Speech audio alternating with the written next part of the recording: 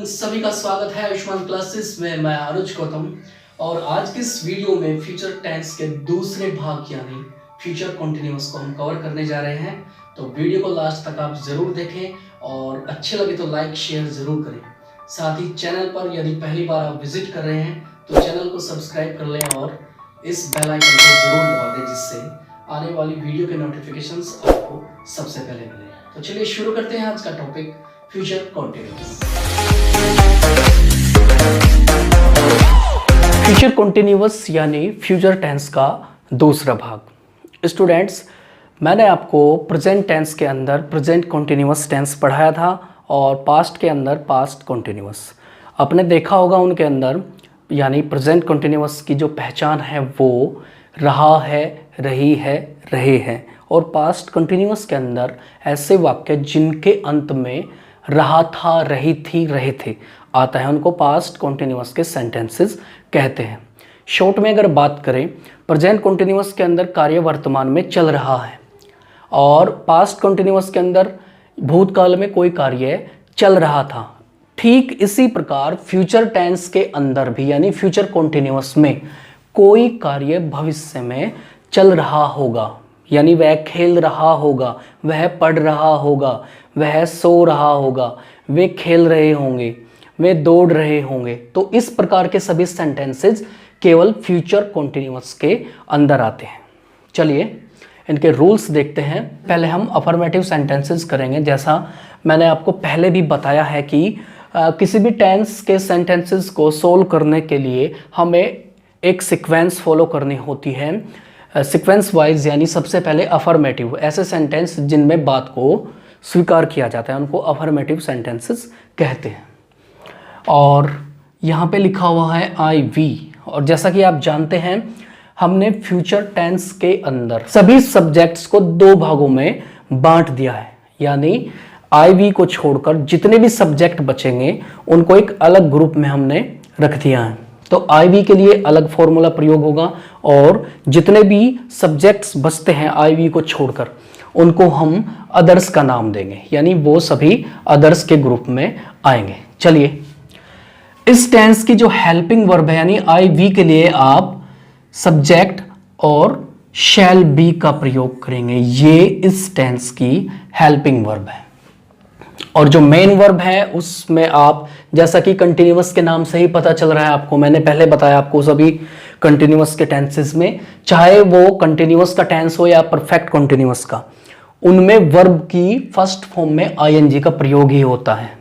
तो इस टेंस में भी हम वर्ब की जो फर्स्ट फॉर्म होती है उसमें आप आईएनजी लगा देंगे और उसके बाद ऑब्जेक्ट, यानी आपका जो फॉर्मूला होगा subject shall be, first form में आईएनजी और ऑब्जेक्ट।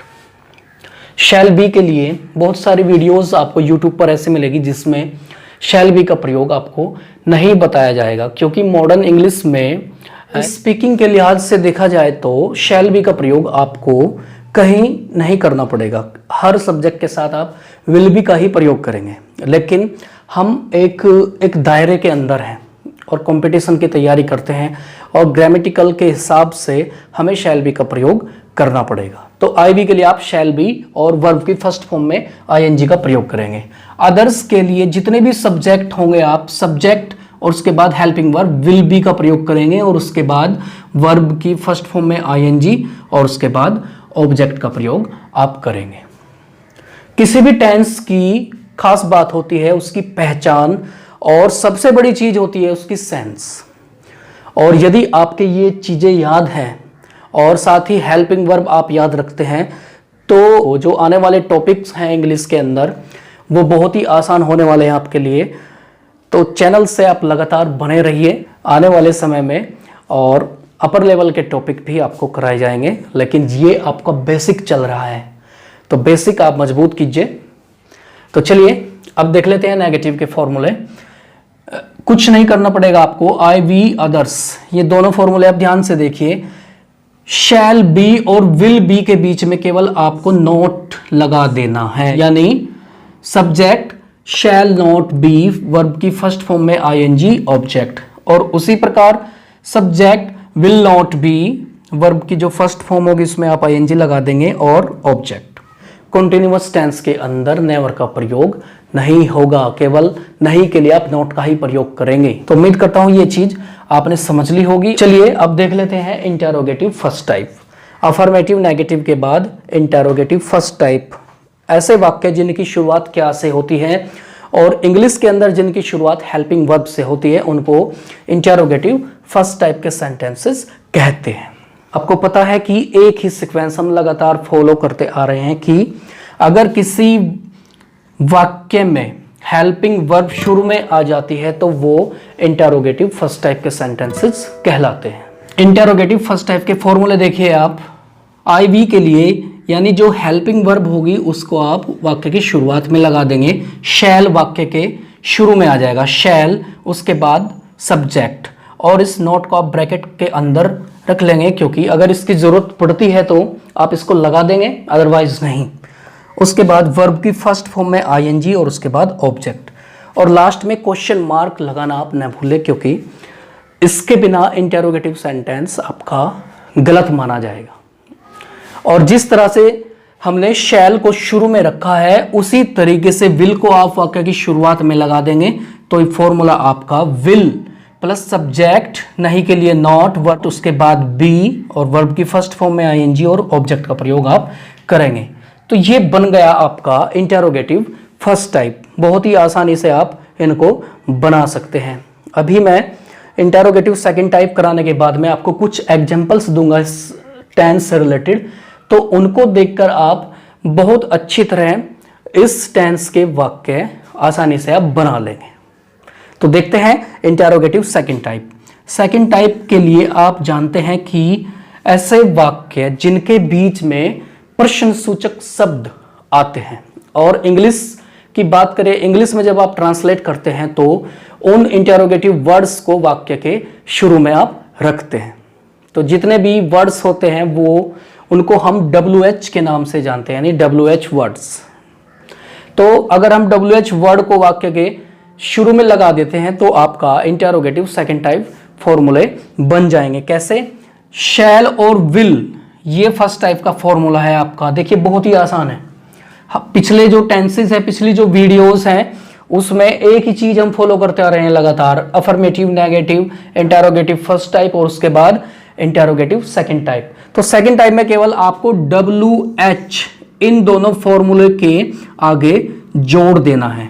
अगर बात करें IV की तो आपका फॉर्मूला होगा IV के लिए WH प्लस, आप यहां से जोड़ देंगे। यदि WH को मैं यहां लिख देता हूं तो आपका जो नया फॉर्मूला होगा सेकंड टाइप का वो होगा WH शैल सब्जेक्ट, यानी आगे का जो फॉर्मूला वो बिल्कुल सेम होगा, इसमें कोई भी बदलाव नहीं होगा।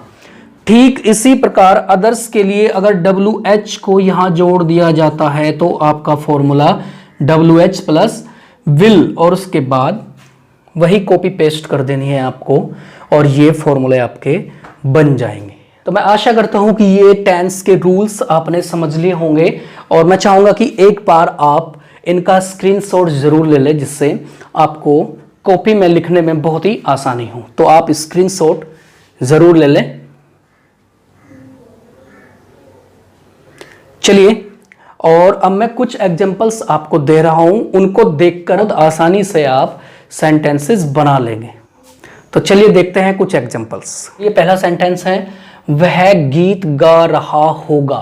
रहा होगा यानी फ्यूचर कॉन्टिन्यूअस, यानी फ्यूचर में कोई कार्य चल रहा होगा। तो वह के लिए आप ही का प्रयोग करेंगे और ही की जो कैटेगरी है वो अदर्स के अंदर आती है। तो अदर्स के लिए आपका जो फॉर्मूला होगा वो हेल्पिंग वर्ब, आप उसमें विल बी का प्रयोग करेंगे। तो ही विल बी, वर्ब की जो फर्स्ट फॉर्म है सिंग, उसमें आप आईएनजी जोड़ देंगे, सिंगिंग द सॉन्ग, यानी he will be singing the song. ये आपका सेंटेंस होगा। समझ में आ गया? और अगला सेंटेंस देखिए आप, हम पाठ पढ़ रहे होंगे, यानी हम, यानी वी के लिए शैल बी का प्रयोग आप करेंगे। We shall be reading the lesson. तो इस तरीके से आप सेंटेंस बना देंगे। जितने भी टेंसेस मैंने आपको अभी तक कराए हैं उनके आप नोट्स जरूर तैयार कर लें, और यदि किसी टेंस में कोई प्रॉब्लम होती है तो आप वीडियो को दोबारा देख लीजिए। चलिए अगला सेंटेंस देखिए, वह झूठ नहीं बोल रहा होगा, ये नेगेटिव सेंटेंस है। ये दोनों अफर्मेटिव सेंटेंसेस थे और इसके बाद आता है नेगेटिव सेंटेंस। देखिए, वह झूठ नहीं बोल रहा होगा यानी ही विल नॉट बी। मैंने आपको बताया था कि विल बी के बीच में नॉट की एंट्री आप कर देंगे तो आपका नेगेटिव सेंटेंस बन जाएगा। तो ही विल नॉट बी, और वर्ब होती है झूठ बोलना, टेलिंग ए लाई, यानी टेल ए लाई में आईएनजी जोड़ देंगे तो ये टेलिंग ए लाई बन जाएगा। तो आपका सेंटेंस होगा he will not be telling a lie. चलिए आगे चलते हैं इंटेरोगेटिव फर्स्ट टाइप पर। ये आपका इंटेरोगेटिव है फर्स्ट टाइप। देखिए इसकी शुरुआत क्या से हो रही है। तो बहुत सारे स्टूडेंट ऐसे होते हैं जो क्या को देखकर शुरू में ही वाट लगा देते हैं, जो कि गलत है।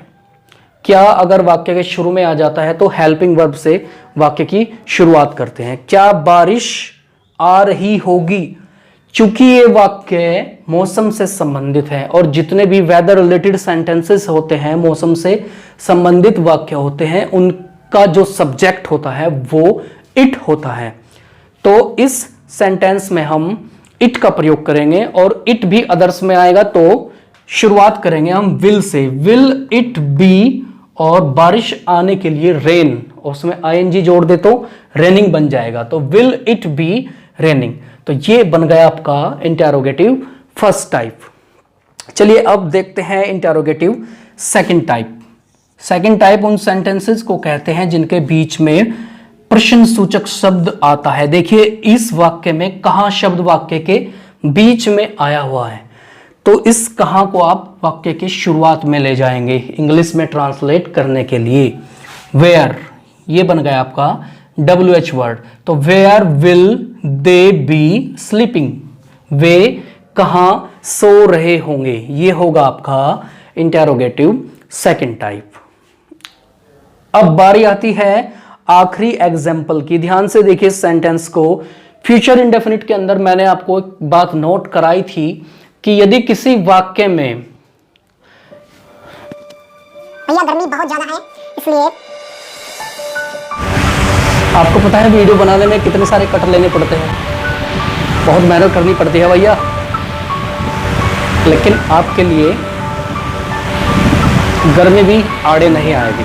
हम तैयारी आपकी बहुत अच्छी करा के रहेंगे, ये हमारा आपसे वादा है। चलिए फैन भैया अब थोड़ी देर के लिए आप बंद हो जाइए। फ्यूचर इंडेफिनिट में मैंने आपको बहुत इंपॉर्टेंट बात नोट कराई थी कि ऐसे वाक्य जिनमें अवश्य शब्द आ जाता है, यानी फ्यूचर टेंस के अंदर अवश्य शब्द आने पर, यानी जब कर्ता पर अनावश्यक रूप से दबाव बनाया जाता है, एक प्रेशर बनाया जाता है, कोई कार्य करने के लिए मजबूर होता है, तो ऐसी स्थिति में आप जो आपके रूल्स हैं, जहां पे आप शैल का प्रयोग करते हैं वहां पे आप विल का प्रयोग करेंगे, और जहां विल का प्रयोग करते हैं आप वहां पे आप शैल का प्रयोग करेंगे। तो पवन अवश्य आ रहा होगा, यानी ये कार्य पवन के लिए बहुत ही इंपॉर्टेंट है। तो आप इस सेंटेंस को इस तरीके से बनाएंगे, पवन शैल बी कमिंग। लेकिन अगर इसमें से अवश्य को हटा दिया जाए, पवन आ रहा होगा, तो सिंपली वे में आप इसको बना सकते हैं पवन विल बी कमिंग। लेकिन इसमें अवश्य आया हुआ है तो आप इसमें शैल बी का प्रयोग करेंगे। तो ये थे इस टेंस के एग्जाम्पल्स, और मैं उम्मीद करता हूं कि बहुत ही अच्छे तरीके से इन एग्जाम्पल्स को भी आपने समझ लिया होगा, और इस टेंस के जो रूल्स मैंने अभी आपको पढ़ाए हैं वो भी आपके अच्छी तरीके से समझ में आ गए होंगे। तो वीडियो अगर अच्छी लगी है तो लाइक और शेयर जरूर करें, और चैनल सब्सक्राइब नहीं किया तो उसको जरूर कर लें, ताकि आने वाली वीडियो के नोटिफिकेशन आपको सबसे पहले मिले। तो मिलते हैं फिर अगली वीडियो में फ्यूचर परफेक्ट के साथ। अपना ख्याल रखें। नमस्कार।